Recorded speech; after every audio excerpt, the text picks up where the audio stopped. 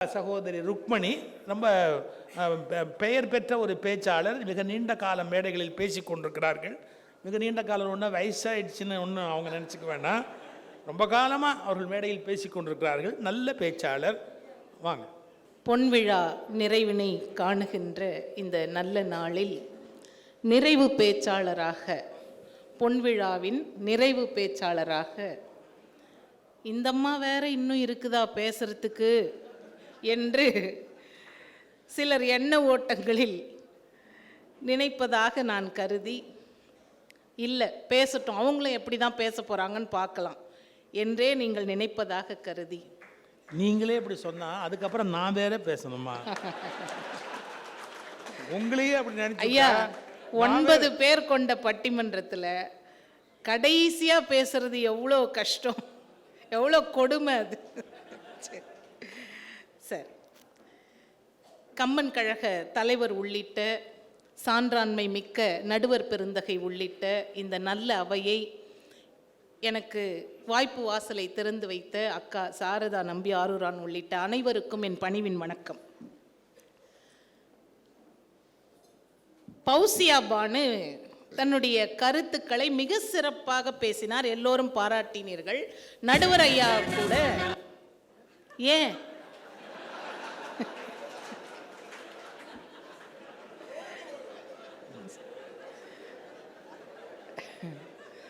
சரி, அவர் ரெடியா இருக்காருமா, முடிச்ச உடனே போடலாம், இவங்க முடிக்க மாட்டேங்கிறாங்களே அப்படின்னு சவுண்ட் சர்வீஸ் அவர் ரெடியா இருக்கார். வேற ஒன்று. சரி, எங்க அணிக்கு 3 பேர் தான் அப்படின்னு நான் நினைச்சிட்டு இருந்தேன். ஆனா பௌசியா பானு ராமன் வாயிலாக கம்பன் என்ன சொன்னான், அனுமன் வாயிலாக கம்பன் என்ன சொன்னான், அறத்தை சொல்ல வந்ததே இந்த இலக்கியம், அறத்தை பாட வந்ததே கம்பன் காப்பியம் என்று மிக சிறப்பாக எங்கள் அணிக்காக அவர் பேசியிருக்கின்றார். எங்கள் அணிக்காக என்று நான் எப்படி சொல்லுகின்றேன் என்றால், ஒவ்வொன்றையும் ஒரு பாத்திர படைப்பின் மூலமாக கம்பன் தன் அறத்தை அறம் வெல்லும் பாவம் தோற்கும் என்கின்ற அந்த அடிப்படை கருத்தை எப்படியெல்லாம் எடுத்து நிறுத்தினார் என்று மிக சிறப்பாக அவர் எங்களுக்காக பேசியிருக்கிறார். அவருக்கு நன்றி. இப்ப எல்லாமே அடுத்த கட்சியிலும் இவங்க ஆள் இருக்காங்கம்மா. அன்பிற்கினிய பெருமக்களே, இந்த காப்பியங்கள், நீதி சொல்ல வந்த இலக்கியங்கள் அத்தனையுமே எதற்காக படைக்கப்பட்டன? அவங்க சொன்னாங்க, மானுடத்தை வாழ்விப்பதற்காகத்தான் இந்த இலக்கியம். ஆனா அதை மறுக்கவே இல்லை. மானுடத்தை வாழ்விப்பதற்காக மனிதர்களை மட்டுமின்றி குரங்குகள் வாயிலாகவும் அரக்கர்கள் வாயிலாகவும் கூட நீதி சொல்ல முடியும் என்று கம்பன் தன் ஒவ்வொரு பாத்திரத்தின் மீதும் அறக்கருத்துக்களை ஏற்றி சொல்லுகின்றான் என்று சொன்னால், ஏற்கனவே சொன்ன மாதிரி கவிதை செழிப்பு ரொம்ப சிறப்புங்க கம்பன்ல. அதை மறுக்கவே முடியாது. பஞ்சு ஒளிர் விஞ்சு குளிர் பல்லவம் அணுங்க செஞ்சவிய கஞ்சம் நிமிர் சீரடியலாகி அம்சொல்லில மஞ்சை என அன்னம் என மின்னும் வஞ்சியென நஞ்சமென வஞ்சமகள் வந்தாள். இதை பாராட்டாத கம்பன் மேடையே கிடையாது. இந்த கவிதையின் சிறப்பை பாராட்டாத கம்பன் மேடையே கிடையாது. ஆனால் அந்த கவிதை என்ன பண்ணுச்சு தெரியுமா? ராமனுக்கு ஒரு கெட்ட பேரை வாங்கி கொடுத்துச்சு. சூர்ப்பனகையோடு அவன் சற்று உரையாடுகின்றான். அதனால் இப்போ ஐயா, நம்ம இலங்கை ஜெயராஜ் ஐயா பேசும்போது கூட சொன்னாங்க, ராமன் மீது குற்றச்சாட்டுகள் வைக்கின்ற பொழுது சூர்ப்பனகையோடு உரையாடியதை பற்றி சொன்னார்கள்னு.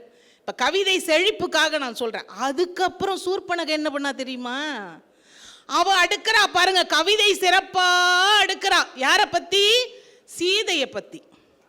இப்போ எல்லாமே கவிதை தான், எல்லா பாடல்களுமே கவிதை தான், இல்லைன்னு சொல்லலை. ஆனால் இந்த கவிதை எப்படி, அந்த காப்பியத்தை எப்படி அது கொண்டு போயிற்று, எவ்வளவு தீமைகளை கொண்டு வந்தது என்பதற்காக நான் அதை சொல்லுகின்றேன். இந்த சீதையை பற்றி வர்ணித்த அந்த கவிதைகள் அத்தனையுமே என்ன ஆச்சு, பார்க்கறதுக்கு முன்னே இதயமாம் சிறையில் வைத்து விட்டான். அதுக்கப்புறம் தான் எல்லா பிரச்சனையுமே, இல்லையா? இது ஒரு பக்கம் இருக்கட்டும், அவங்கள சொல்லணுமேங்கிறதுக்காக அதை நான் சொன்னேன். அன்பிற்கினிய பெருமக்களே, இந்த நீதி எதற்காக பேசப்படுகின்றது? நம்முடைய குடும்பத்தில் இப்போ இங்கே உட்கார்ந்துக்கிற எல்லாரையுமே எடுத்துக்கலாம், எல்லாரையும் எடுத்துப்போம். நம்முடைய உடன் பிறந்தவர்கள் இருக்கிறாங்க. நம்ம உடன் பிறந்தவங்க மேலே நம்ம நினச்சி பார்க்குறோங்க. நம்ம ஒரு ரெண்டு பேரோ 3 பேரோ, நான் 7 பேரோட பிறந்தேன், என் கணவர் 9 பேரோட பிறந்தார். அப்போ பெரிய பெரிய குடும்பமாக இருந்ததுன்னு வச்சுக்கோங்க. இப்போ எல்லாம் 1 2 தான். அந்த 2 பேரே கூட ஒருத்தருக்கு ஒருத்தர் ஒத்துமையாக இருக்கிறாங்களா அப்படின்னா இல்லை. மனக்கசப்பு. இப்போ இங்கே உட்கார்ந்துட்டு இருக்கிற பெரியவங்க எல்லாரும் ஆகட்டும், யாராக இருந்தாலுமே உடன் பிறந்தவர்கள் மீது ஏதோ ஒரு மனக்கசப்பை வச்சுட்டு தான் உட்கார்ந்துட்டு இருக்கிறோம் இல்லையா? அந்த மனக்கசப்பு வரத்தாங்க செய்யும். நாம் வாழுகின்ற போது உடன் பிறந்தவர்களோடு ஏதாவது ஒரு பகைமை, ஏதாவது ஒரு சூழல் வரத்தான் செய்யும். ஆனால் அதையெல்லாம் புறந்தள்ளிட்டு நாம் எப்படி ஒத்துமையாக வாழணும் அப்படிங்கிற அந்த அறத்தை, அந்த நீதியை முதல்ல அயோத்தியை வைத்து சொல்லுகின்றார்கள். ஒன்று வேணாம், ராமனை பற்றி நான் பேசவில்லை, பரதனை பற்றி பேசவில்லை, லட்சுமணனை பற்றி பேசவில்லை. சத்ருகனன் ஒரு சின்ன பாத்திரங்க. சின்ன பாத்திரம்னா 4 அண்ணன் தம்பி ஒரு இடத்துல தான் பேசுறான், ஒரு இடத்தில் தான் அவன் பேசுகின்றான். ஆனால் எப்படிப்பட்ட நீதியை பேசுகின்றான்? இன்றைக்கு இருக்கக்கூடிய அரசியல் பதவிகளை அடைய துடிப்பவர்களுக்கு ஒரு அற்புதமான கருத்து அது இல்லையா? நீதிக்கு புறம்பாக ஒரு பதவி கிடைக்கின்றது என்று சொன்னால், முறையற்று மரபற்று தர்மமற்று ஒரு பதவி கிடைக்கின்றது என்று சொன்னால், அந்த பதவியை அடைய ஆசைப்படக்கூடாது மட்டும் இல்லை, அதை வெறுக்கணும், தடுக்கணும், புறந்தள்ளணும்னு சொல்லி என்ன அழகா சொல்றாங்க சத்ருகனன் வாயிலாக இல்லையா? அந்த பாத்திரம், அதே 4 பேர் அண்ணன் தம்பின்னா அந்த அவனுக்கு ஒரே ஒரு இடம் தான் பேசுறான். ஆனா எப்படிப்பட்ட கருத்து! காணாள நிலமகளை கைவிட்டு போனானை தொடர்ந்து ஒரு தம்பி போயிட்டான் இல்லையா? அதுக்கப்புறம் அங்க 14 ஆண்டுகள் கண் துஞ்சாமல் ஒரு தம்பி காவல் காத்துட்டு இருக்கா. இங்க ஒருத்தன் அவன் வரமாட்டான்னு தெரிஞ்ச உடனேயே எரிமூட்டி தீயில விழப்போறன்னு ஒருத்தன் சொல்றான். இந்த மாதிரி நேரத்தில் இந்த அரசை என்னை எடுத்துக்கொன்னு சொல்றியே, எவ்வளோ இனிது இந்த அரசுன்னு சொல்லி சொல்றானே. அந்த அறம், அந்த பாத்திரத்தின் மீது கம்பன் ஏற்றி சொல்கின்றான். எதற்காக சொல்லுகின்றான்? இப்ப முறை என்று ஒன்று இருக்கின்றது. கோசலை தான் சொல்றான், முறைமை என்று ஒன்று உள்ளது இல்லையா?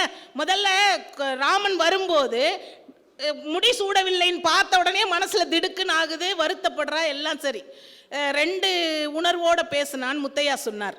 அறிவும் பேசுகின்றது, மனமும் பேசுகின்றது என்று கோசலையை பற்றி சொல்லுகின்ற பொழுது சொன்னார் அவர். அப்ப தூர இருந்து மகனை பார்க்கின்றாள், முடி சூடவில்லை இல்லையா, மஞ்சள் நீர் ஆடவில்லை, மகன் இப்படி வெறுமனே வந்து நிற்கிறானே, படை பரிவாரங்களோடு வருவான்னு பார்த்தா வெறுமனே வந்து நிற்கிறானேன்னு வருத்தப்படுறான். அவன் வந்த உடனே சொல்றான், நின் காதல் மகன் தான் வந்து முடிசூட போறான் அப்படின்னு சொன்ன உடனேயே, நின்னினும் நல்லன் நிறை குணத்தவன், தம் மகனை விட ஒருத்தன் நல்லவன் ஒரு தாய் சொல்ல முடியுமாங்க? எல்லா காப்பியம் முழுக்க ராமனை பற்றி போற்றுகின்றார்கள், எல்லாரும் போற்றுகின்றார்கள். முதல்ல திட்ன வாலி கூட என்ன பண்றான்னா கடைசியா போற்றுகின்றான் இல்லையா? அப்ப நின்னினும் நல்ல நிறை குணத்தவன் சொன்ன அந்த தாய் கேள்வி கேட்டாலே பரதனிட்டு முத்தையா கேட்டார். கேகையர் கோன்மகன் இழைத்த கைதவும் ஐயனி அறிந்தலை போலுமால் ஒரு கேள்வி கேட்டாலே கோசலை. அது வான்மீகிக்கும் கம்பனுக்கும் இதுதாங்க வித்தியாசம். வான்மீகியோட கோசலை என்ன கேட்கிறா தெரியுமா? பரதனை பார்த்த உடனேயே, போதுமா உனக்கு இப்ப திருப்தியா, என்னை கூட்டின்னு போய் காட்டிலே விட்டுரு என் மகன்கிட்டயே. இந்த வார்த்தையை கேட்கும் போது எப்படி இருக்கும்? ஆனா கோசலை எப்படி கேட்கிறா? அப்பா உங்க அம்மா இந்த மாதிரி ஒரு வேலை பண்ணியிருக்காளே, அது உனக்கு தெரியாது போலகுது இல்லையா? எவ்வளோ தன்மையாக எடுத்து சொல்றா பாருங்க. இது கூட பெருசு இல்லைங்க, இது கூட பெருசு இல்லை.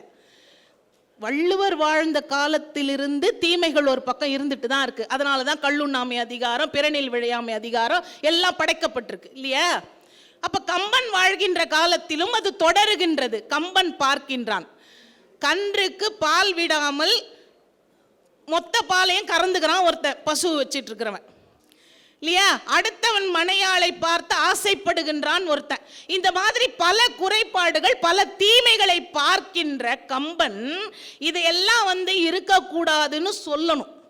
அதை ஒரு பாத்திரத்தின் மீது ஏற்றி சொல்லுகின்றான் என்று சொன்னால் அதற்கு பரதனை பயன்படுத்தி கொள்ளுகின்றான், அந்த சூழலை பயன்படுத்தி கொள்ளுகின்றான். கோசலை கேட்கும் போது அத்தனை அறங்களையும், அதாவது எத்தனை விதமான பாவங்கள் இருக்கின்றதோ அந்த பாவங்களை செய்தவர்கள் எந்த நரகத்தில் போய் விழுவார்களோ அந்த நரகத்தில் நான் போய் விழுவேன். அந்த சூழ்ச்சியில் எனக்கு அது தெரிஞ்சிருந்தா, அதுல நான் அந்த சூழ்ச்சியை நான் செஞ்சிருந்தா அப்படிங்கிற மாதிரி பரதன் சொல்றான் பாருங்க. அப்ப எதுக்காக எழுதினாருங்க கண்ணதாசன்? எழுதினார் பாருங்க, ராம நாடகத்தில் 3 தம்பிகளின் உள்ளம் கண்டேனே, நல்ல பாரதத்தில் 4 தம்பிகளை நானும் கண்டேனேன்னு சொல்லி. அப்ப அந்த அண்ணன் தம்பிகள் எப்படி இருக்கணும் அப்படிங்கிறதுக்கு இவங்க இந்த பாத்திரங்கள் ஒரு எடுத்துக்காட்டு. இப்ப இது நம்ம வாழ்க்கைக்கு நமக்கு சொல்லக்கூடிய ஒரு அற்புதமான கருத்து. சரி, இங்கதான் இப்படி அண்ணன் தப்பு பண்றாங்க, அண்ணன் தப்பு பண்றான். ஆனா தப்பு பண்றவன் அவனை விட்டுட்டு வீடனன் அறம் சொல்லி சொல்லி சொல்லி பார்க்கறான், சொல்லி பார்த்தான், ஆனா அவன் கேட்கல. கேட்காதப்ப வேற வழி இல்லை, நீ எதிரில் நின்னா கொன்னுடுவேன் போடான்னு சொன்ன பிறகு அப்பவும் கொல்லலைங்க அவன். ராவணன் இவ்வளோ அறக்கருத்துக்களை சொன்ன வீடனனை கொல்லவில்லை, ஓடி போயிடுன்னு தான் சொல்றான். இப்ப ஓடி போயிட்டானா? ஓடி போனவன் அறத்தை நோக்கி போகின்றான் வீடனன். அது முடிச்சிடுறங்க. அதான் அதுக்காக தான் நான் சொன்னேன், இந்த கடைசியா பேசுறவங்களுக்கு உள்ள கொடுமையை நேரத்தை கண்டிப்பா குறைச்சிருவாங்க. நன்றிங்க. அப்ப வீடனன் அறத்தை நோக்கி போகின்றான். இப்போ அவன் ஒருத்தன் போயிட்டான், இன்னும் ஒருத்தன் இருக்கான், இதோ இங்க இருக்கானே அவன் இல்லையா?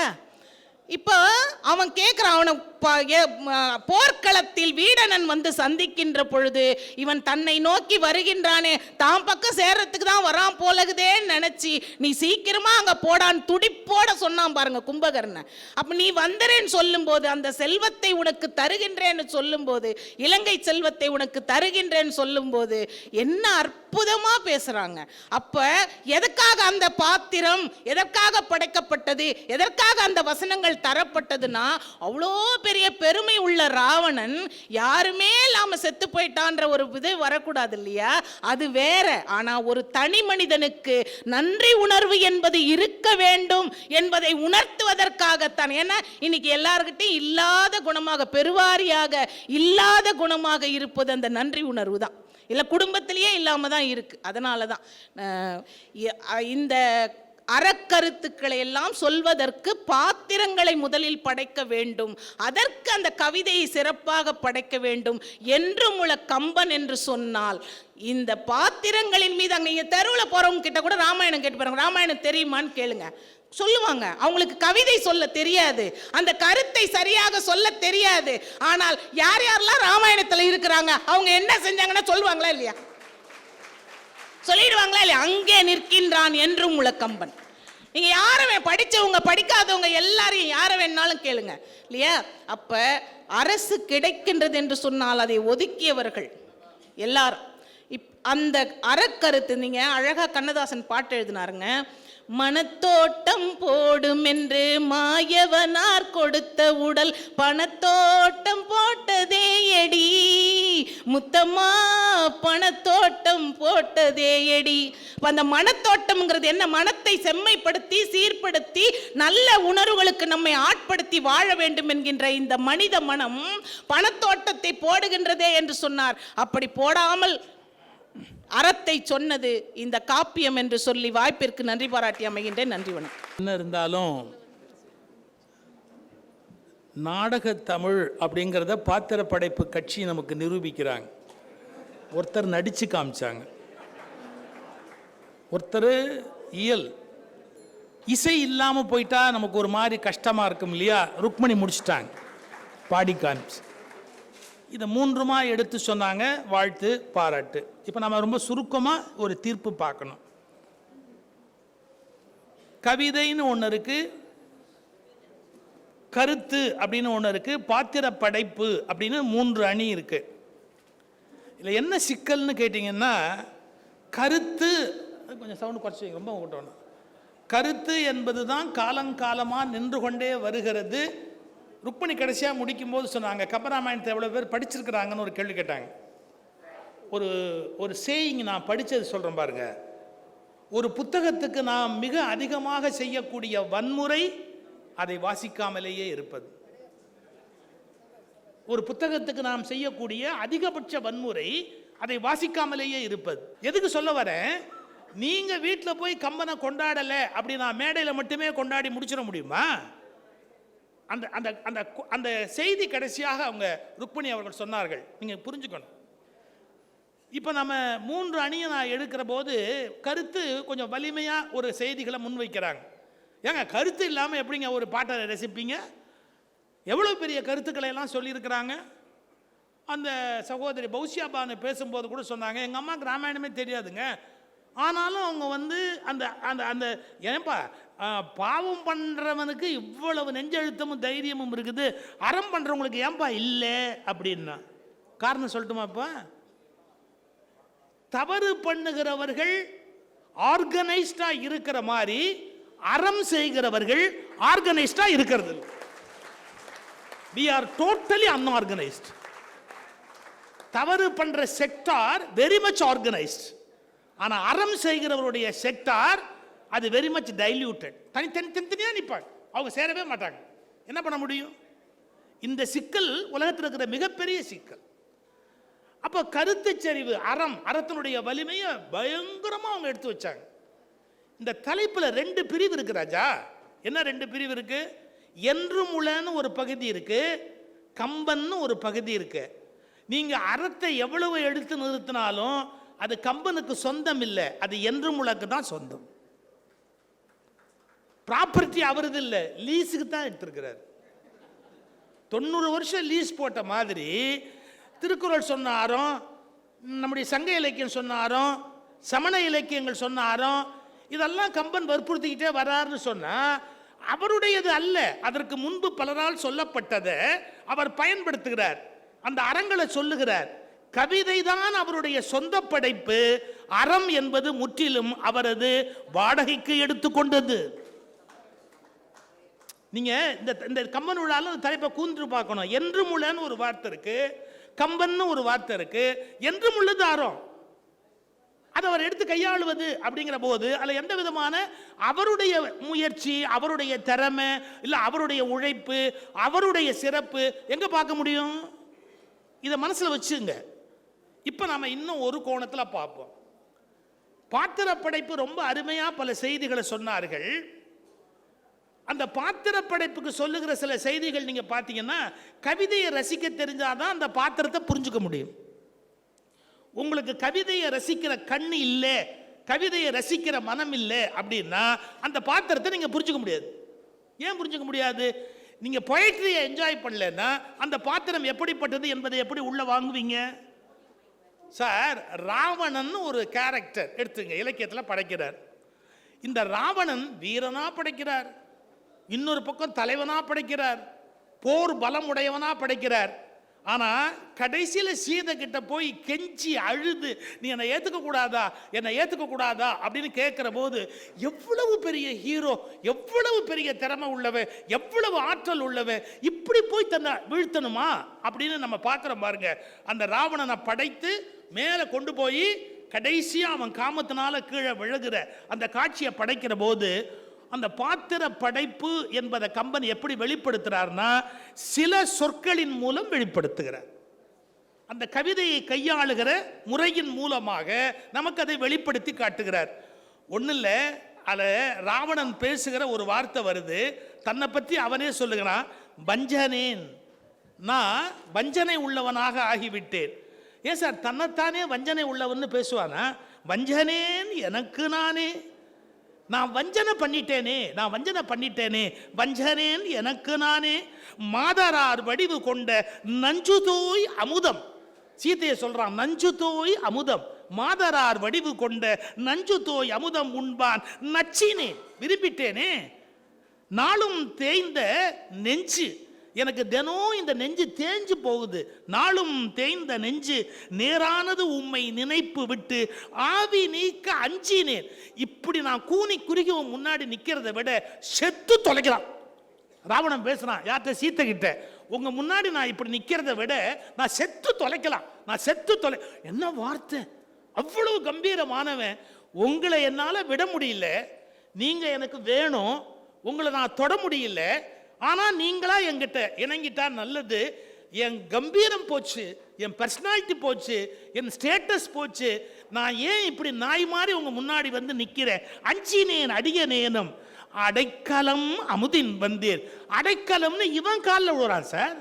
நான் உங்ககிட்ட அடைக்கலம், என்னை ஏத்துக்க கூடாதா? பாருங்க எவ்வளவு கம்பீரமானவன், எவ்வளவு கீழே வந்து விழறா. இந்த ராவணனை கொஞ்சம் யோசிச்சு பாருங்க. இந்த உலகத்தின் மிகப்பெரிய மனிதர்களும் காமத்தில் கால் வழுக்கி போகிறார்கள். அதன் மூலம் அடைகிற வேதனை கொஞ்ச நஞ்சம் அல்ல, அதன் மூலம் வருகிற அவமானம் கொஞ்ச நஞ்சம் அல்ல. எப்படி அந்த ராவணனை கொண்டாந்து நிற்பித்தா? அடுத்த வார்த்தை சொல்றான், நான் ஜெயிச்சவன், எல்லாரையும் ஜெயிச்சவன்னு சொன்ன அந்த ராவணன் சொன்னான், தோற்பித்தீர், என்னை தோக்கடிச்சிட்டீங்கம்மா, என்னை தோக்கடிச்சிட்டீங்க, தோற்பித்தீர். மதிக்கு மேனி சுடுவித்தீர். நிலாவை பார்த்தா என் உடம்பு எரியுது. தோற்பித்தீர். மதிக்கு மேனி விடுவித்தீர், சுடுவித்தீர். தென்றல் தூற்ற வேர்ப்பித்தீர். தென்றல் அடிக்குது, என் உடம்பு வேர்க்குது. எங்கேயாவது தென்றல் அடிச்சா உடம்பு வேர்க்குமா? தென்றல் தூற்ற வேர்ப்பித்தீர். வைர தோளை மெலிவித்தீர். என் தோல் எப்படி இருந்தது, இப்ப எப்படி இருக்கு பாருங்க. வைர தோளை மெலிவித்தீர். உன்னை கவனிக்கணும், இவ்வளவும் பேசும்போது சீத்தைக்கு மரியாதை பன்மையான அந்த வார்த்தைகளை மட்டுமே பயன்படுத்துறான். நீர் தோற்பித்தீர் என்று மரியாதை. என்ன அர்த்தம்? உங்களை மதிக்காம என்னால இருக்க முடியலம்மா. நான் உங்ககிட்ட தான் அடைக்கலம்னு விழறேன், ஆனா உங்களை மதிக்காம என்னால இருக்க முடியல. இப்படி ஒரு கேரக்டர் நீங்க பார்க்க முடியுமா? முரட்டுத்தனமா நான் அடைவேன்னு சொல்ல முடியல, உங்க முன்னாடி நான் தோத்து போயிட்டேனே. தோற்பித்தீர், மதிக்குமேனு சுடுவித்தீர், தென்றல் தூற்ற வேர்ப்பித்தீர், வைரத்தோளை மெலிவித்தீர், வேனில் வேளை ஆர்ப்பித்தீர், என்னை இன்னல் அறிவித்தீர். என்னை என்ன பாடுபடுத்துறீங்க? அமரர் அச்சம் தீர்ப்பித்தீர். இது வரைக்கும் என்னை பார்த்தா தேவர்கள் நடுங்குவாங்க, இப்போ என்னை பார்த்தா சிரிச்சிட்டு போறா.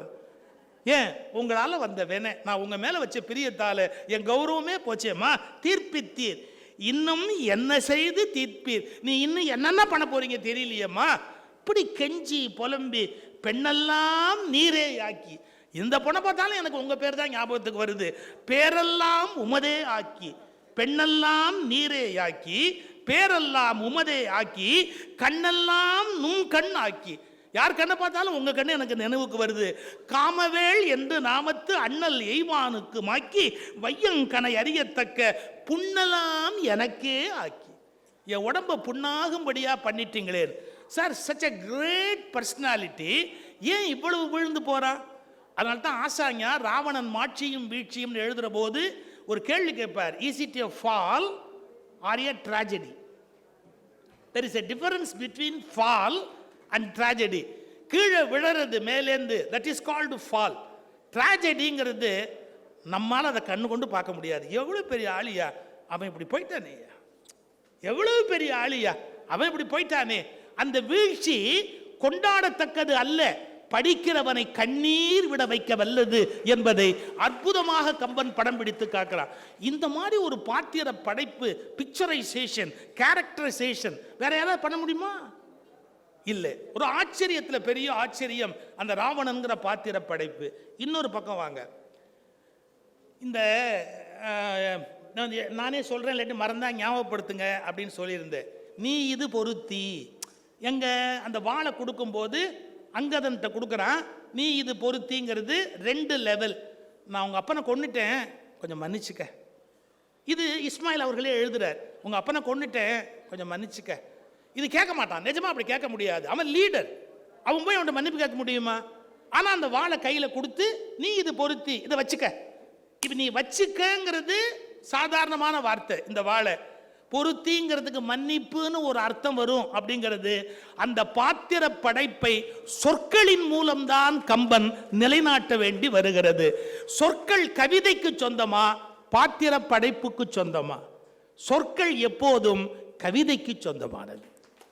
ஏன்னா கவிதை தான் மொழியை கையில் எடுக்குது, மொழி வழி சொற்களை கையில் எடுக்குது, அது தன்னுடைய ஆளுமையில் வச்சிருக்குது. பாத்திரங்கள் மொழியை இரவலாக வாங்கி கொண்டு மீண்டும் கவிதைக்கு திருப்பி கொடுத்து விட வேண்டுமே ஒழிய பாத்திரங்கள் அந்த மொழியை தாங்கள் சொந்தமாக வைத்துக் கொள்ள முடியாது. அது பாத்திரத்துக்குரியதல்ல, ஏன்னா கவிஞனோடது.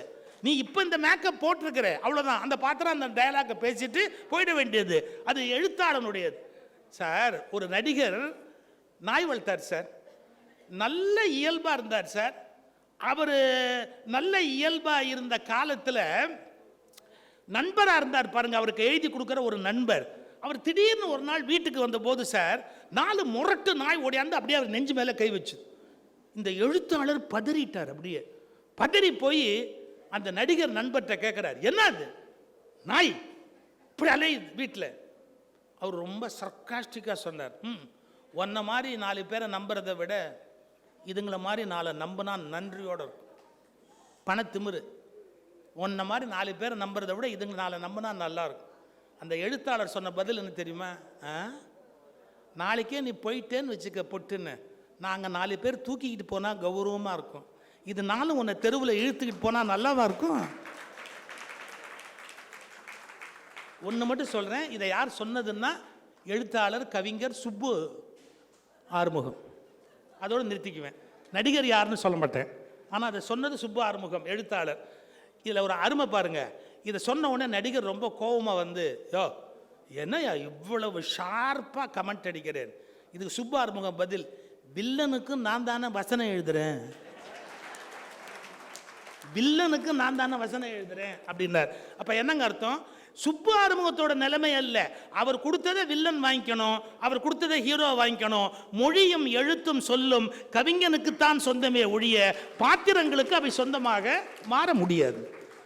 எனவே பாத்திரங்கள் பயன்படுத்துகிற சொற்களும் மொழியும் கூட உண்மையில் யாருக்கு உரியவை என்றால் கவிதை என்பதற்கு உரியது. அதுக்காகத்தான் முத்தையா முதல்லயே சொன்னார், பேசாம கூட்டணிக்கு வாங்க, நாம் 2 பேரும் ஒன்றா இருக்கிறது தான் சரியா இருக்கும் அப்படின்னு. நானும் அதான் நினைக்கிறேன். சில கட்சிகளை நிறுத்தி விடுவது என்பது நாட்டுக்கே நல்லது என்று நான் கருதுகிறேன். அந்த வகையில் இந்த நீதிமன்றம் தானாக ஒரு முடிவெடுக்கிறது, பாத்திர படைப்பு என்ற கட்சியையும் கவிதை என்ற கட்சியையும் இணைய வேண்டும் என்று உத்தரவு பிறப்பிக்கிறது. அவர்கள் தனித்தனியாக போட்டியிடுவதற்குரிய சரியான அடையாளம் அங்கு இல்லாததால் அவர்கள் கவிதை என்ற அதே சிம்பல்ல தான் போட்டி போட முடியுமே ஒழிய பாத்திர படைப்பு என்ற சிம்பல் அவங்களுக்கு கிடையாது. உங்களுக்கு சீட் வேணும்னா கவிதைங்கிற சிம்பல்ல நீங்க நிக்கலாம், அதை வேணா நாங்க அலோவ் பண்ணுவோம், மற்றபடி உங்களை தனியா போட்டியிட நாங்க அலோவ் பண்ண மாட்டோம். எனவே பாத்திர படைப்பு என்ற கட்சி கவிதை என்ற கட்சியோடு இணைக்கப்படுகிறது. இப்ப ரெண்டும் சேர்ந்துட்டாங்களா? இப்போ மோதல் யாருக்கு அப்படின்னு பார்த்தா கருத்துக்கும் கவிதைக்கும் மட்டும்தான். சார், கருத்துலையும் கவிதையிலையும் கவிதையில் ஒரு குறை சொல்ல போகிறேன். இப்போ என்ன தெரியுங்களா? இப்போ சில நயம், பாட்டு, வரி இதெல்லாம் நம்ம சொல்கிறோம் இல்லை, இதெல்லாம் கம்பனுக்கு தெரியவே தெரியாது. கம்பனுக்கு தெரியுமா அதெல்லாம்? இப்படி பிற்காலத்தில் வந்து ஒருத்தர் சொல்ல போகிறாரு, இது மாதிரி ஒரு நயம் சொல்ல போகிறாரு, அதெல்லாம் அவருக்கு தெரியாது, அவர் எழுதிட்டு போயிட்டாரு. இப்போ நீங்க பாட்டுக்கு கவிதைக்கு நயம்னு சொல்றீங்கல்ல, ஒரு பொருள்னு சொல்றீங்கல்ல, அது வாசகனுடைய திறமையை சார்ந்ததா கவிஞனுடைய திறமையை சார்ந்ததா? கிரெடிட் யாருக்கு கொடுக்கறது? நான் வந்து ஒரு ஒரு ஒரு என்ன சொல்ற விளக்கத்துக்காக சொல்றேன். எவ்வளவு பெரியவர்களாக இருந்தா கூட சில சமயத்தில் நம்ம என்ன பண்ணுவோம், சில இடங்கள்ல தவறா ஒரு வார்த்தையை சொல்லிடுவோம், தவறா ஒரு கருத்தை வச்சிருவோம். கவிஞர் சிற்பி பாலசுப்ரமணியம் ஒரு புக்கை எழுதியிருக்கிறார், நீங்க படிக்கணும். என்ன புக்கு தெரியுங்களா? யானைக்கும் அடிசருக்கும் கட்டுரை. யானைக்கும் அடிசருக்கும்னு ஒரு கட்டுரை. பாரதியில எங்க சின்ன தப்பு இருக்கு, கம்பன்ல எங்க சின்ன தப்பு இருக்கு, எவ்வளவோ பெரிய மகாகவிகள் கூட எங்க சின்ன சின்ன தப்பு பண்ணிடுறாங்க அப்படின்னு. சிற்பி சுலபத்தில் எழுதுறவர் இல்லை, ஒரு விஷயத்தை ஆழ்ந்து படித்து எழுதுகிறவர் கவிஞர் சிற்பி பாலசுப்ரமணியம். தயங்காம பதிவு பண்ணியிருக்கிறார். அந்த கட்டுரையோட தலைப்பு யானைக்கும் அடிசருக்கும். மனசுல வச்சுங்க. ஏன் சில சமயம் நாம பொருள் சொல்ல முயற்சி செய்கிற போது விபரீதமான பொருள் வந்துடும். சார், எண்ணிலா அருந்தவத்தோன்னு ஒரு வார்த்தை இருக்கு. ஜெகவீரபாண்டியன் மிகப்பெரிய ஞானி, பெரிய அறிவாளி. அதுக்கு விளக்கம் எழுதும் போது பிச்சு பிச்சு பிச்சு போட்டார். எப்படி? எண் நிலா அருந்தவத்தோர், எண்ணில் ஆவரும் தவத்தோர், எண்ணிலா அருந்தவத்தோர். இதெல்லாம் கம்பனுக்கு செய்யற துரோகம். என்னமோ ஒன்று எழுதுனா 2 சொல்லலாம், 3 சொல்லலாம். நான் ஒரு 40 அர்த்தம் சொல்றேன் அப்படின்னா 40 அர்த்தம் நீங்க சொல்ல ஆரம்பிக்கும் போது உங்க அகங்காரம் வெளிப்படுமே ஒழிய கம்பனுடைய ஹூங்காரம் வெளிப்படாது, அந்த கவிதையினுடைய அழகு வெளிப்படாது. அப்ப நம்ம என்ன பண்ணிடுறோம், நம்முடைய கருத்தை அதில் ஏற்றிடுறோம். இப்போ படைப்பு என்று வருகிற போது பலவிதமான ஆற்றலை ஒரு கவிஞன் வெளிப்படுத்தினாலும் கூட உரையாசிரியன் விருப்பத்திற்கு ஏற்ப அவன் பொருள் சொல்லுகிற வழக்கம் வந்து விடுகிறது. சரி, இப்போ கவிதைங்கிற கட்சிக்கு அப்படியே குறை சொல்லி வீழ்த்துறத வந்தால் என்ன வீழ்த்தலாம் சார்? ஒரு நூற்றாண்டில் இருக்கிற கவிதை அடுத்த நூற்றாண்டில் இருக்குமா சார்? ஒவ்வொரு நூற்றாண்டுக்கும் கவிதையினுடைய தன்மை மாறாதா சார்? இது ஒரு பெரிய கேள்வி இருக்கு. ஒவ்வொரு காலத்துக்கும் ஒவ்வொரு விதமான அந்த கவிதை அமைப்பு மாறிக்கொண்டே போகும் அப்படிங்கிறது ஒரு வார்த்தை, உண்மைதான். எனக்கு ஒரு பெரிய அதிர்ஷ்டம் தெரியுங்களா? உண்மையிலே பெரிய அதிர்ஷ்டம், என் வாழ்க்கை ரொம்ப பெரிய அதிர்ஷ்டம். ரொம்ப ரொம்ப ரொம்ப ரொம்ப பெரியவங்களோடு நான் குழந்தையா இருந்தேன். குன்றக்குடி அடிகளார், வாரியார் சுவாமிகள், கீவா ஜெகநாதன், பேராசிரியர் ராதாகிருஷ்ணன், ஜெயன்ஸ் அன்னைக்கு வந்து இலக்கிய மேடையில் அவங்களுக்கெல்லாம் செல்லப்பிள்ளை நான். அப்படி பெரிய மனிதர்களோடு வாழ்ந்தேன். என் சமகாலத்தில் இருந்த சத்யசீலன், அறிவொளி, இவன் ஆவா ராஜகோபாலன், பேராசிரியர் தாம்பரம் ராஜகோபாலன், அது மாதிரி கொஞ்சம் எனக்கு சீனியர்ஸ் அவங்களோட இருந்தேன். என் வயது ஒத்த எத்தனையோ இசைக்கவி ரமணன், அது மாதிரி என் வயது ஒத்த நண்பர்களோடு நான் மேடையில் இருந்தேன். எனக்கு பின்னால் வந்திருக்கிற இந்த குழந்தைகளுடைய வெற்றியை பார்த்து சந்தோஷப்படுற ஒரு தகப்பனா ஒரு பாட்டனா இருந்து அதை பார்க்கிற பாக்கியத்தையும் பெற்றேன். இப்போ தலைமுறையாக இதனுடைய சிறப்புகளை எல்லாம் நான் பார்த்துக்கிட்டு வர்றதால சில சமயங்களில் நம்ம விட பெரியவங்களாக இருந்து அவங்க ஏதாவது ஒன்று சொன்னால் அதை யோசிக்க வேண்டியிருக்கு. அது மனசில் வச்சுங்க. இந்த கவிதை எப்படி மாறுதுங்கிறதுக்கு நான் இதை ஆரம்பித்தேன். எனக்கு ரொம்ப இந்த மாதிரி இளைய நண்பர்கள் நிறைய பேர் வருவாங்க, பேசுவாங்க. அவர்களோடு பழகும்போது நான் படிக்காத, நான் சிந்திக்காத பல விஷயங்களை என்னோடு அவர்கள் விவாதிப்பார்கள். அப்போ எனக்கு ஐ ஓப்பனர், நான் ஒரு புதிய கோணத்தில் பார்ப்பதற்கு வழி. இப்போ புது கவிதைன்னு ஒன்று வந்திருக்கு. ஒரே ஒரு கவிதை சொல்கிறேன் பாருங்க. ஒருத்தர் எழுதுறாரு, நேற்று எந்த மலையின் குன்றாக இருந்ததோ, நேற்று எந்த மலையின் குன்றாக இருந்ததோ, நாளை எந்த ஆற்றின் மணலாய் கிடக்குமோ. நேற்று எந்த மலையின் குன்றாக இருந்ததோ, நாளை எந்த ஆற்றின் மணலாய் கிடக்குமோ, இன்று என் கையில் இருக்கும் கூழாங்கல். இப்ப என்கிட்ட கூழாங்கல்லாம் இருக்கு. நேற்றுக்கு அது மலையோட உச்சி குன்றா இருந்தது, நாளைக்கு ஒரு ஆத்தோட மணலா இருக்கும். அப்ப என்னங்க அர்த்தம்? கவிதை என்பது ஓடிக்கொண்டே இருப்பதால் அது நிரந்தரமான ஒரு தன்மையுடையதாக இருக்க முடியாது.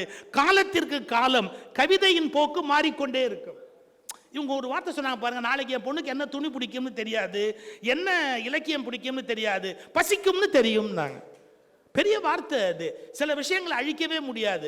சில விஷயங்கள் மாறிக்கிட்டே இருக்கும். இன்னைக்கு இருக்கிற பிள்ளைகள்கிட்ட போய் நீங்க ஆசிரியப்பா, வஞ்சிப்பா, கலிப்பா இதெல்லாம் சொன்னா போப்பா அப்படின்பா, உனக்கு வேற வேலை இல்லை, இதெல்லாம் யார் படிக்கிறது அப்படின்னு ஒரு கேள்வி கேட்பான்.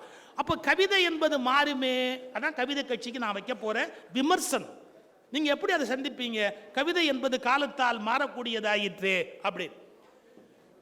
ஐயா, என்னதான் மாறினாலும் கவிதையை மாற்றி ஒருவன் எழுதி கொடுத்தாலும் சில பேருடைய அந்த முத்திரைக்கு முன்னால இவங்க நிற்க முடியாது.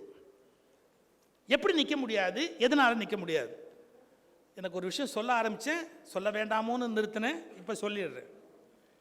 வாலி அவனுக்கு வீழ்ச்சி வருகிற காலத்தில், அவனுக்கு ராமனால வீழ்ச்சி வருகிற காலத்தில் திகைத்தனை போலும் செய்கைன்னு வாலி பேசுறான்ல ராமன் கிட்ட. இந்த இடத்துக்கு நம்ம நயம் சொல்ல வரோம். ஒவ்வொருத்தரும் ஒவ்வொரு நயம் சொல்லியிருக்கிறாங்க. பழைய பரம்பரையில் பெரியவங்க வெவ்வேறு நயம் சொல்லியிருக்கிறாங்க. நம்ம இதே மேடையில் கூட நம்முடைய நண்பர் கவிப்பேரரசு ஒரு நயம் சொன்னார். என்ன சொன்னார்? திகைத்தனை அப்படிங்கிற வார்த்தையை எடுத்து அதுக்கு ஒரு பொருள் சொன்னார். அது எனக்கு உடன்பாடு இல்லை, எனக்கு உடன்பாடு. நான் ஏன் அதை தெளிவுபடுத்துறேன்னு சொல்றேன். அவர் மிகப்பெரிய கவிஞர், கவிப்பேரரசு, அது எந்த டவுட்டுமே கிடையாது. எனக்கு அது உடன்பாடு இல்லை. ஏன்னா நான் சைக்காலஜி படிச்சவன். சைக்காலஜியில் என்ன சொல்றான்? திகைப்பு எப்போ வரும்னு சொல்றான் தெரியுங்களா? Brain fog. சில நேரத்தில் பிரெயின் ஃபாக் வரும், எல்லாருக்கும் வரும். எப்போ வரும் தெரியுங்களா? நீங்க எதிர்பாராத சம்பவங்கள் நடக்கிற போது, உங்க வாழ்க்கையில மனைவியை இழக்கிற போது, கணவனை இழக்கிற போது, குழந்தைகளை இழக்கிற போது, திடீர்னு நமக்கு மிகப்பெரிய நஷ்டம் வியாபாரத்தில் வரும்போது, அது மாதிரி வர்றபோது பிரெயின், நீங்க வேணா கூகுளில் போய் போட்டு பாருங்க, பிரெயின் ஃபாக்னு போடுங்க. அது எப்போ வரும்னு கேட்டா இது மாதிரியான சம்பவங்கள் நடக்கும்போது தான் வரும். அச்சாம் பாருங்க, வாலி என்ன, ஆவியை ஜனகன் பெற்ற அன்னத்தை அமிழ்தின் வந்த தேவியை பிரிந்த பின்னர் திகைத்தனை போலும் செய்கு. உனக்கு பிரெயின் ஃபாகுடா, நீ என்ன பண்ணிட்ட, உன் மனைவி இழந்த உடனே அது ஒரு டிப்ரெஷன்ல கொண்டு போய் விடும். என்ன பண்றோம்னு உனக்கு தெரியல. அப்போ you have taken the decision நினைக்கிறேன், என்ன கொல்லலாம் நீ முடிவு பண்ணிட்ட. பியூர்லி சைக்கலாஜிக்கலா வர்ற வார்த்தை. அந்த திகைத்தனை என்பது அப்படிதான் டெம்பரவரியா நமக்குள்ள ஏற்படக்கூடிய ஆழ்மனதினுடைய டிப்ரெஷனுடைய வெளிப்பாடுன்னு எடுக்கணுமே ஒழிய புத்தி சுவாதீனமற்ற என்ற வார்த்தையை ஏற்றுக்கொள்ள முடியாது. அந்த வார்த்தை பொருந்தாது. இது என்னோட அபிப்பிராயம், இது என்னுடைய அபிப்பிராயம், அவ்வளவுதான் நான் சொல்ல முடியும். இதை எதுக்கு சொல்ல வரேன் அப்படின்னு கேட்டீங்கன்னா, அவருடைய கருத்து வேறையா இருக்குல்ல, என்னோட கருத்து வேறையா இருக்குல்ல. நாளைக்கு நான் பேசுறது தப்புன்னு சொல்றதுக்கு ஒருத்தர் வருவார் இல்ல, அதான உலகம். அப்ப என்ன போச்சு, ஒரு கவிதை தன்னுடைய தன்மையை உரையாசிரியனுடைய மனோபாவத்திற்கு ஏற்ப திரிந்து போகிறதா இல்லையா? நீங்க ஹைகோர்ட்ல ஒரு ஜட்ஜ்மெண்ட் வாங்குறீங்க, சுப்ரீம் கோர்ட்ல ஒரு ஜட்ஜ்மெண்ட் வாங்குறீங்க, ரெண்டு பேரும் பிஏபிஎல் சார், ரெண்டு பேரும் பிஏபிஎல். அதுல நிறைய பேர் செகண்ட் அட்டெம்ப்ட். கொஞ்சம் யோசிச்சு பாருங்களேன், இவர் வியூ ஏன் வேறையா இருக்கு, அவர் வியூ ஏன் வேறையா இருக்கு, ஒரு அபிப்பிராயம் மாறுதா இல்லையா? மாறும். இப்ப எதுக்கு இவ்வளவு வர, நான் கவிதை என்ற அணியை நான் சிறப்பித்து சொன்னா அது வாசகனுடைய சாமர்த்தியத்தை பொறுத்து கம்பன் பெறுகிற வெற்றியாக ஆகிவிடாதா? வாசகனுடைய தயவால் வெற்றி பெறுவதை கம்பன் என்றைக்கும் பெறுகிற வெற்றியாக நான் அறிவிக்க முடியுமா? அப்படியானால் கருத்து என்று சொல்லிவிட்டு போகட்டுமா என்றால், அந்த கருத்து என்பது யாருக்கும் சொந்தமில்லை, காலம் காலமாக அது வந்து கொண்டு இருக்கிறது, கவிஞர்கள் கையாளுகிறார்கள். இப்போ இந்த கருத்துங்கிற கட்சிக்கு ஒரே ஒரு விடையை சொல்லி நான் முடிக்கிறேன். இந்த கருத்துக்களால் கம்பன் நின்றார் என்று நான் தீர்ப்பளித்தால் கம்பனுக்கு சொந்த சரக்கு இல்லை என்று நான் அறிவித்த பாவம் என்னை வந்து சேரும். கம்பனுக்கு மொழிப்புலமை குறைவு என்று நான் சொன்ன பாவம் என்னை வந்து சேரும். எனவே நான் சொல்ல விரும்புவது என்ன என்றால், அவருடைய ஒவ்வொரு சொல்லுக்கொள்ளும் ஆழமான பொருளை உள்வைத்து பாடக்கூடிய ஆற்றல். ஒன்றும் இல்லை சார், ஒரே ஒரு இடம், ஒரு தலைவனுக்கு என்ன இலக்கணம்னு கேட்குறாங்க. ஒரு தலைவனுக்கு என்ன இலக்கணம்னா, மற்ற எல்லாரை விட ஒரு ஸ்டெப் அஹெட் இருக்கிறவன் தலைவன், அவ்வளோதான். ஒரு ஸ்டெப்பு பிஹைண்ட் இருக்கிறவன் தொண்டன், ஒரு ஸ்டெப் அஹெட் இருக்கிறவன் ஈக்குவல் இல்லை. இங்கேருந்து ஒரு ஸ்டெப் அஹெட் போயிட்டவன் தலைவர், ஒரு ஸ்டெப்பு பிஹைண்ட் போயிட்டவன் தொண்டர். அஹெட் போறவனுக்கு என்ன அடையாளம் சார்? ராமன் பார்க்குறான், அனுமனை ஃபர்ஸ்ட் டைம் பார்க்குறான். அனுமனை ஃபர்ஸ்ட் டைம் பார்க்கும்போதே என்ன சொல்றான்? இல்லாத உலகத்தெங்கும் ஈங்குவன் இசைகள் கூற கல்லாத கலையும் வேத கடலுமே என்னும் காட்சி சொல்லாலே தோன்றிற்றன்று யார்கோலி சொல்லின் செல்வன்னா. எவ்வளவு நேரம் சார் இன்டர்வியூ நடந்தது, எத்தனை வருஷம் சார் பழகினாங்க? அதான் leadership quality, one step ahead. எப்படி ஒன் ஸ்டெப் அஹெட்? பார்த்த மாத்திரத்திலேயே இவன் பெரிய அறிவாளிடா, இவன் ரொம்ப படிச்சவன்டா, இவன் சொல்லின் செல்வன்டா அப்படிங்கிறான். இது ராமனுக்கு மட்டும் இல்லைங்க, லக்ஷ்மணனுக்கு இருக்கு. நீங்க சொன்ன இடம் எங்க? குகன் வரும்போது சொல்றான், தாயின் நல்லான், அம்மாவை விட ரொம்ப நல்லவன் அப்படிங்கிறான். இவங்க ஃபேமிலிக்கே எப்படிப்பட்ட ஒரு குணம் இருக்குன்னா, ஒன் ஸ்டெப் அஹெட் திங்க் பண்றாங்க. குகனை இன்டர்வியூ பண்ணி அப்புறமா டிஎன்ஏ டெஸ்ட் எடுத்து நல்லவனா கெட்டவனான்னு முடிவுக்கு வரல, பார்த்த மாத்திரத்திலேயே they are able to judge. அப்போ அந்த இவ்வளவு வலிமையான கேரக்டர், லீடர்ஷிப் குவாலிட்டி உள்ள கேரக்டர் என்பதை எது டிசைட் பண்ணுச்சுன்னா, அந்த பாடல் வரிகள். தாயின் நல்லான் என்ற கவிதை வரிதான் ராமனுடைய படைப்பை உயர்வாக காட்டுகிறது. ஒவ்வொரு சொல்தான் அந்த பாத்திர படைப்பினுடைய உயர்வை எடுத்து நிறுத்துகிறது. எனவே கூட்டி கழித்து எல்லாவற்றையும் பார்க்கிற போது கருத்து நிரந்தரமானது, அது யாருக்கும் சொந்தமில்லை. அது பிரபஞ்சத்தின் மொழி, அது பிரபஞ்சத்தின் அறிவிப்பு, அதற்கு சொந்தம் கொண்டாடுவதற்கு யாரும் வரவே முடியாது. அறம் என்பது பிரபஞ்சத்தின் தீர்ப்பு. எனவே அது கம்பனுடைய வெற்றிக்கு காரணம் என்று நான் சொன்னால், கம்பனுடைய தனிச்சிறப்பை நான் பாழாக்கினதாக எனக்கு ஒரு கெட்ட பெயர் வரும். எனவே என்றுமுள என்ற வார்த்தைக்கு கருத்து காரணம். என்றுமுளனாய் கம்பன் ஆனதற்கு அவனது கவிதை சிறப்பே காரணம்.